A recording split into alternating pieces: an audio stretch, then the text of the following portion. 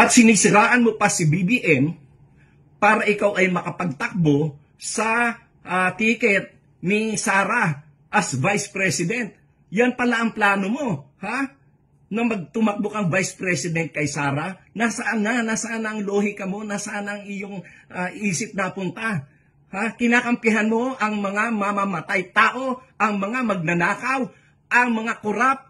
Hindi lang korap na sobrang corruption ang ginawa niyan. Diyan lang sa flood control project. Kung hindi pa dahil kay BBM, hindi mabubunyag yan.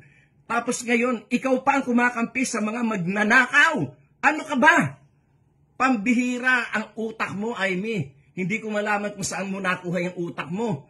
Si Sara, walang kapanapanalo yan sa pagka-presidente. Kayo lang ang nagsasalita ng ganyan sapagkat kinukondisyon nyo ang isip ng mga Pilipino. Dahil takot na takot kayo, takot na takot ang mga Duterte at ang kanilang mga tauhan na sangkot sa mga corruption, takot na takot kayo na kayo ay makukulong na. Kaya yan ang inyong pinagsisintir. Kaya kayo ay kinakalaban at binabagsak nyo ang gobyerno ni BBM. Hindi kayo mananalo sapagkat nasa likuran ni BBM ang milyon-milyon na mga Pilipino na naniniwala na ang buhay natin ngayon ay mas maganda at mas may tinatahak na direksyon kaysa naman nung nakaraang panahon na wala talaga, na wala sabog-sabog lahat.